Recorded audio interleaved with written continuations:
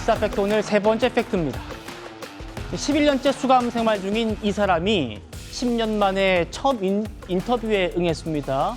최순실 씨입니다. 바로 만나보시죠.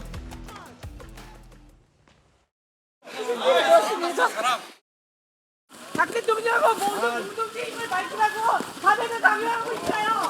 네? 이것은 너무 억울해요. 우리 애들까지 다. 예, 첫 검찰 출석 때는 죽을 죄를 지었습니다라더니 수사가 진행되자 억울하다로 태도가 바뀌었죠. 최순실 씨, 최서원 씨 10년 만에 인터뷰를 결심하게 된 이유 이것이라고 합니다. 삼족을 멸한다라는 말이 현실로 다가왔다.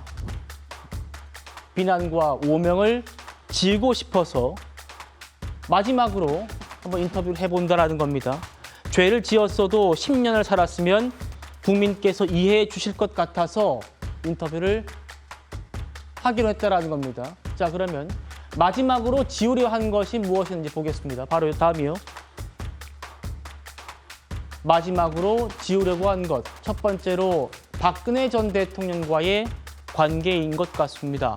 박 전 대통령은 그동안 정말 사심없이 당신이 나를 도왔다고 했는데 조사를 받으면서 놀랐다고 하더라 라는 질문이었어요. 그러니까 박근혜 전 대통령, 내가 소명할 기회도 주지 않고 대국민 담화를 발표했다. 30년, 40년 동안 한 몸이 되어 있었는데 한순간에 몸종으로 비하하더라. 나에게 비수를 꽂았다. 이런 얘기를 했고요. 다음이요. 대통령이 된 이후에 떠나려고 했지만 박 전 대통령이 도와달라고 해서 남았다. 국정농단 사태의 원인 제공은 박 전 대통령이 한 셈이다. 이렇게 얘기를 했습니다. 구자령 변호사님.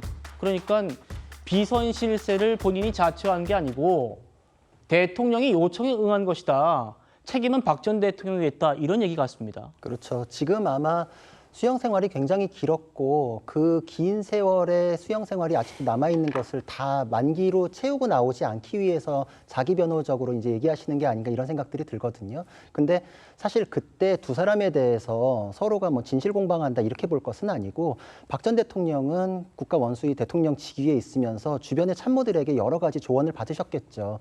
여론이나 뭐 이런 추이에 따라서 어떤 식으로 풀어가시는 게 맞고 어떤 발언을 하시는 게 좋겠습니다. 사과도 이런 게 하는 게 좋겠습니다. 이런 것들이 그 최순실 씨의 모든 니즈를 반영하기에는 좀 여유가 없었을 수 있고 거기에서 이제 오해나 이런 간극들이 있을 수 있습니다. 근데 그걸 이제 와서 하나하나 짚어가면서 두 사람이 서로를 탓하듯이 하는 거는 두 분 모두에게 좋지 않고 박 전 대통령도 최순실 씨에 대해서 그런 개인적인 어떤 등을 돌리는 그런 태도에 의해서 발언하셨을 거라고 생각하지는 않거든요. 예. 그러니까 그런 걸 가지고 뭐 자극적으로 소비될 문제는 아니다. 다만 저는 이게 그 사안별로 좀 분리해서 생각할 필요는 있다고 생각을 합니다. 국정농단 사건이라고 뭉뚱그려져 있지만 형사적으로 혐의가 굉장히 여러 개였거든요. 저는 법률가로서 그때 그게 다 성립될 수 있었는가에 대해서는 좀 이견이 있습니다. 덜컹덜컹하는 면이 있었어요, 사실. 그 여론의 힘에 이제 밀려가지고 사법부가 굉장히 그 관문을 쉽게 넘어가지고 유죄가 인정됐던 부분도 분명히 있다고 생각을 합니다. 그렇지만 그거에 대해서 억울한 마음이 있고 그거에 대해서 나를 도와주지 않았던 거에 대해서 박 전 대통령에 대해서 서운한 마음 얘기하실 수 있죠. 하지만 그러고 나서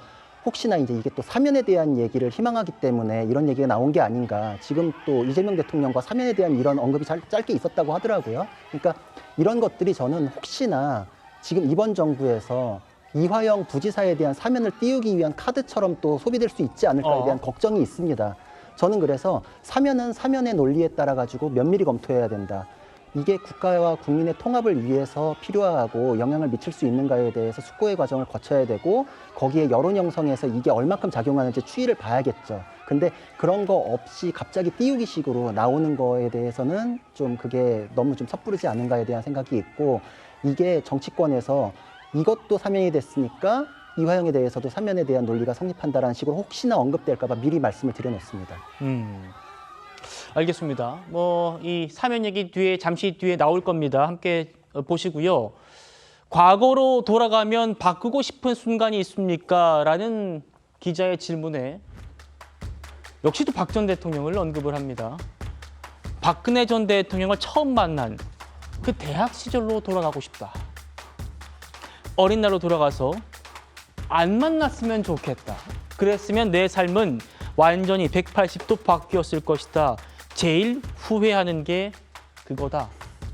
박 전 대통령을 만난 것 자체가 아주 이때로 보이죠. 최순실, 최서원 씨 대학 시절. 이때로 돌아가서 아니 처음부터 안 만났으면 좋았을 뻔. 이렇게 말했다는 겁니다. 박 전 대통령의 최측근 유영하 의원이 곧바로 반응했습니다. 바로 만나보시죠. 어떤 진실은 내가 포장한다거나 또는 내가 그걸 각색한다거나 그래서 그게 묻혀지는 게 아니고 진실은 그냥 드러납니다.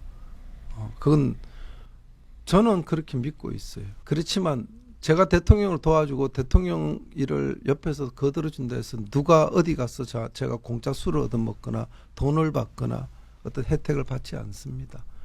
그럴수록 자기 관리가 철저해야 되는 겁니다. 그러면 되는 거예요. 그러면 아무 문제가 없는 겁니다. 도와주는 게 문제가 아니었었어요. 도와주되 자기 개인적인 이익을 취하면 안 되는 거예요. 개인적 이익을 취하지 않았으면 오늘 그 자리도 없었겠죠. 양 대표님, 최순실 씨는 박 전 대통령을 만난 것 자체가 문제였던 것 같다라는 얘기를 한 건데 유영하 의원, 그게 문제가 아니고 개인적인 이익을 취했으니까 지금 감옥에 있는 거 아니냐, 지금 이런 얘기입니다.